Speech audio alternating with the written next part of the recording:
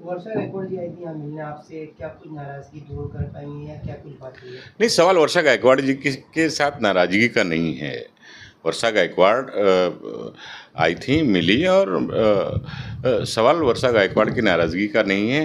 सवाल महाराष्ट्र में अल्पसंख्यक समाज और अल्पसंख्यक समाज के जो संगठन हैं, उनमें पिछले 2 दिन से जो नाराज़गी है, जो मुझे वो सवाल कर रहे हैं, फ़ोन कर रहे हैं और मुझसे पूछ रहे हैं कि भाई महाराष्ट्र में महाविकास आघाड़ी ने एक भी उम्मीदवार अल्पसंख्यक समाज का क्यों नहीं दिया, 48 में से एक भी रिप्रेजेंटेशन क्यों नहीं दिया गया।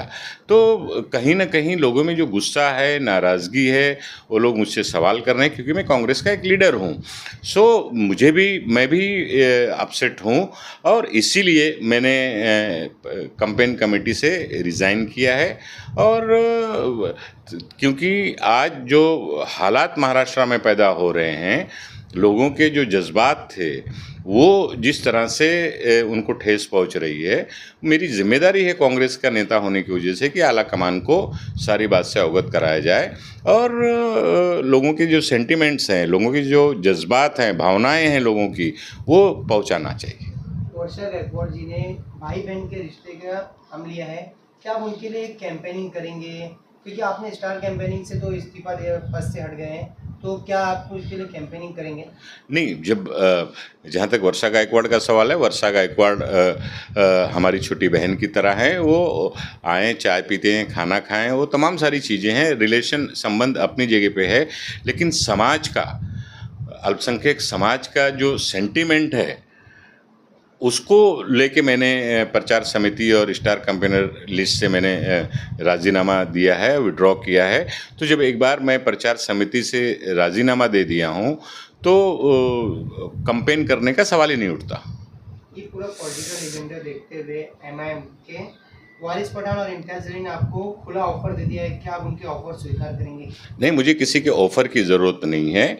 मैं कांग्रेस पार्टी मजबूत हो, कांग्रेस पार्टी का जो परंपरागत वोटर है, उसके जो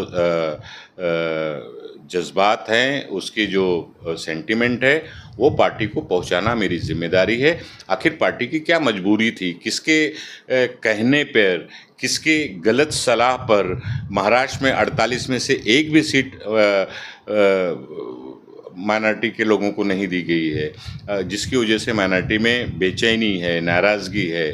तो ये एक जो सवाल खड़ा है, इसके ऊपर हमें चर्चा करनी है और इसीलिए मैं और पार्टी को भी इस बात को सोचना चाहिए, ध्यान देना चाहिए कि जो लोग गलत तरह से आला कमान को गुमराह करते हैं, मिसलीड करते हैं, मिसगाइड करके अल्पसंख्यक समाज पर अन्याय करवाते हैं, ऐसे लोगों की निशानदेही होनी चाहिए।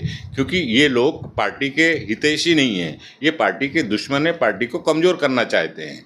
कांग्रेस पार्टी का एक जो सबसे बड़ा वर्ग पूरे देश में वोटर है, चाहे महाराष्ट्र हो, गुजरात हो, मध्य प्रदेश हो, राजस्थान हो, बिहार हो, उत्तर प्रदेश हो, कर्नाटका हो, तेलंगाना हो, तो ये समाज को आप कहीं ना कहीं डिच कर रहे हैं। ऐसा संदेश जो जा रहा है, जो इस समाज को आप टेकन फॉर ग्रांटेड ले रहे हैं, ये जो संदेश जा रहा है, इसको कहीं ना कहीं रोकने की ज़रूरत है पार्टी के इंटरेस्ट में। अच्छा, क्या कुछ आपकी बात हुई है मल्लिकार्जुन खड़गे जी से?